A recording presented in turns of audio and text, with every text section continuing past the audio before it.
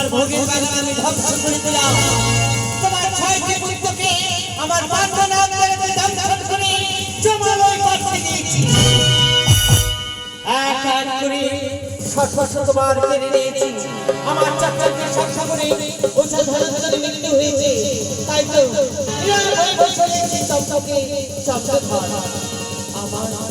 আমার পরিবর্তন হবে না এই বর্তমান হবে না না আমি কি করব এক্ষুনি আমি ছেড়ে যেতে হবে শাসন করে দেবরাজ দেবীর কাছে যে যে হোক ছলছলে কৌশলে অনিরুদ্ধ সঙ্গে হবে অত্যাচার হবে আমার এই সমাজ হবে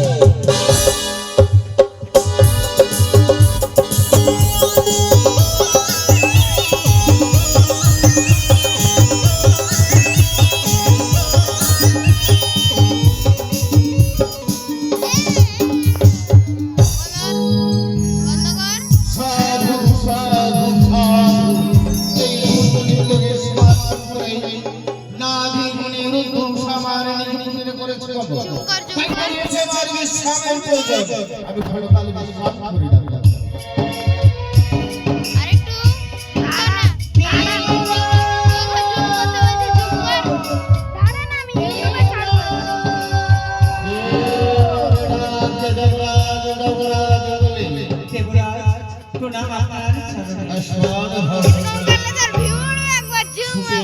আরেকটু মন্দির হতে মম বাম পাশে রয়েছে শাসন সিংহাসন সেই শাসন সিংহাসনের উপরে আসন করব তার আগে যে আপনার সঙ্গে কিছু কথা রয়েছে দেবরাজ কথা কি আমি আমার বানিয়েছি অগ্নি বলুন তো দেবরাজ আপনার সর্বসভা ভঙ্গ হয়ে গেল হ্যাঁ এই মুহূর্তে সর্বসভা ভঙ্গ করে আমার প্রাণাধিপনের দোষা নিজ কুটিরে করেছে কিন্তু আমি তো বড় আশা নিয়ে এসেছিলাম সেই কি আশা আমার ব্যর্থ হয়ে যাবে দেবরাজ কেমন আশা ভগিনী জানিতে পারি প্রকাশ বলুনি আমার ইচ্ছা নিশ্চয় বলবো বলার আগে আমি আপনাকে আমার সঙ্গে সত্য করতে হবে এই কি ভগিনী সত্য না করলে আমি তো বলতে পারবো না দেবরাজ এই অমলাপুরের আমি যমরাজেন্দ্র তুমি ছুটে এসেছো সেতু মন্দির হতে তাই তোমার সঙ্গে কৃষ্ণা বন্ধ হতে না বাবা তুমি ভুলে যেও আমি 33 কোটি দেবতার রাজা সংকল্প মঞ্জুরে তাহলে কি আমি বই ফিরে যাবো আমার